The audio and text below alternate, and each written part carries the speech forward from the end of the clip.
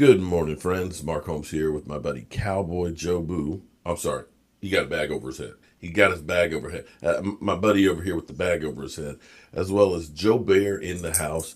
And as always, I want to thank you guys for watching, commenting, subscribing, and being part of the Joe Boo Sports Report. Without you guys, this don't work. Well, hell, it's not working. Right now, it ain't working. It's broke. So let's get open for business here. And let's wake up the football gods. Wake up here, guys. Wow. This is Walk of Shame Monday. Let me clear the air on a couple things real quick here. I was always taught there's three sides to every story. There's your side, there's my side, and somewhere in the middle lies the truth.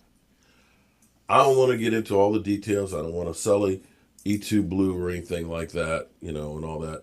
We ended up having something that's been building up for quite a while happen, and like a zit, I don't know if you ever see the pimple popper, you get this big mound, this big abscess and stuff like that, and she pokes it, and all of a sudden, it's just the goo just goes all over the place.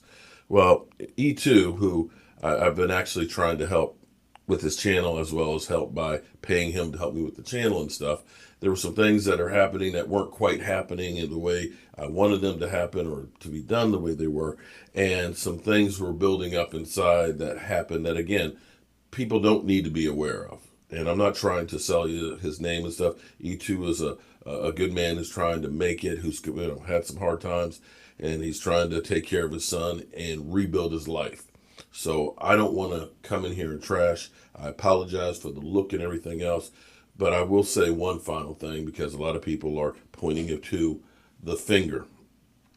Once you understand my generation, I'm older than a lot of you guys, and maybe you young kids or younger people don't understand it. But one of the things that always happened to a black man was they get that finger in the chest. That you little boy, I own you. And that's one of those trigger things for me. When somebody pokes you in the chest, that's fighting words. I should have been a bigger man yesterday. I tried to de-escalate situations because, like every family or friendship, you always have difference of opinions and different situations that you deal with. And I blew a gasket. So, anybody who wants to unsubscribe to me because I'm human, well, that's on you. In the meantime, we're going to go ahead and go with the show. And the show, as somebody put it yesterday, this is depressing with where we are as the Dallas Cowboys. That this is rock bottom. The thing about being low, when things are terrible, you may not realize it at the time because you are in deep shit, that the world seems like it's coming to an end. But sometimes bad things that happen to you end up being a good thing down the road. My first marriage, first time I was ever in love, married, mother of my kids. When we broke up, I had a flesh-eating bacteria. I had lost my job. I'm trying to raise two kids. And the woman I loved was gone.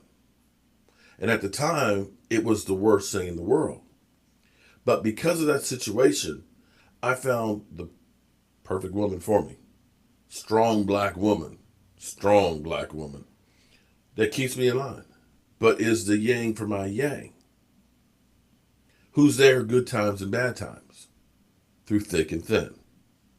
Through that struggle of having to raise my kids on my own, I gained more love and respect of having that time with them, seeing them grow and change and develop into adults. And I will defend my kids as long as I have a breath in my lungs. And going through those hard times of learning how to walk, you learn to appreciate the fact that you can get up and get around. So when you go through those bad things, they change you and hopefully make you a better person. And that's where we are with the Dallas Cowboys. This hurts. This is, oh my God. At least in the 1-15 year, we at least beat the Washington football team. We at least beat them. We were a disgrace, but you saw guys fighting. And if there's any, I still can't believe this. Andy Dalton, he's running. Boom. Cheap shot. I mean, this, back in the day,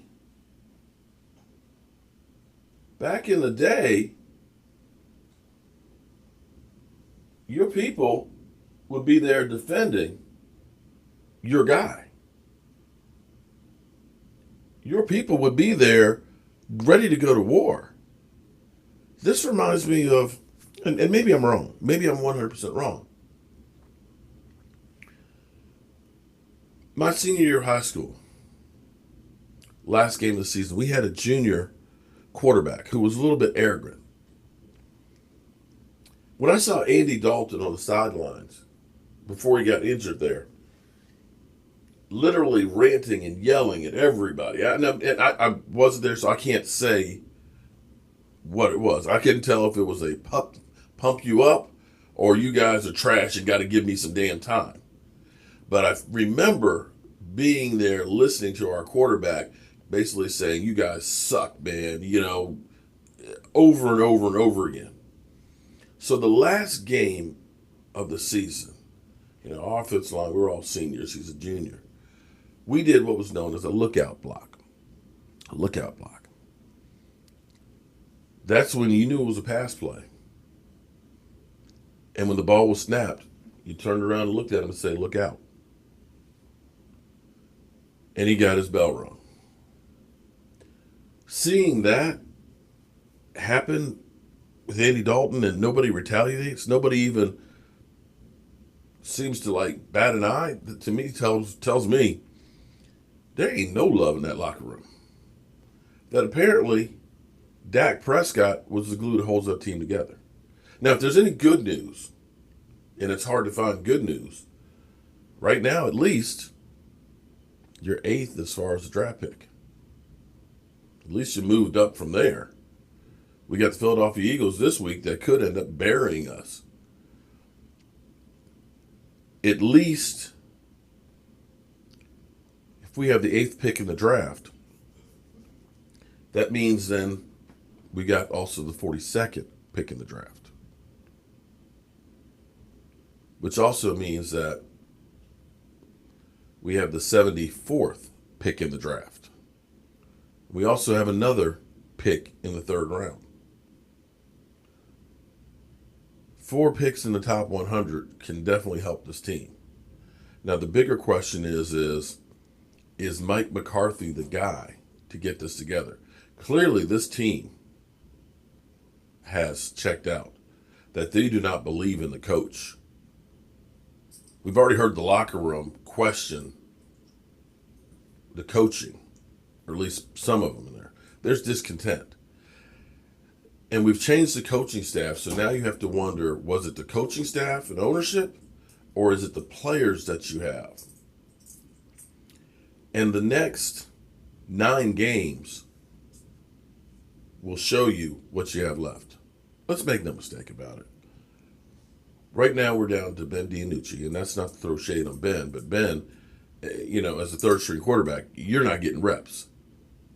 And we had a shortened off season with no OTAs. Ben is literally a babe in the woods. He's probably got this much of a playbook like this. You've got no offensive line. The defense let a Washington team more than double their rushing output. It's just a bad team. But now it's guys that are auditioning for a job for next year. It's not going to be pretty. It's not. But when you hit rock bottom, you got no place to go but up. So it's not going to be fun and games right now. It's not going to be pretty. It's not going to be fun to watch, but you got to take the good with the bad. And we'll definitely be here if there is any good, definitely for all the bad. So that's all I got to say about that. I hope you guys have a great day. Congratulations, Washington. You were the least worst team. And if anything, your team deserves a name. My team doesn't. All right. I'll catch you guys later. It's going to be interesting to see what all the talking heads have to say about the Dallas Cowboys. We will be the joke of the NFL. See you soon.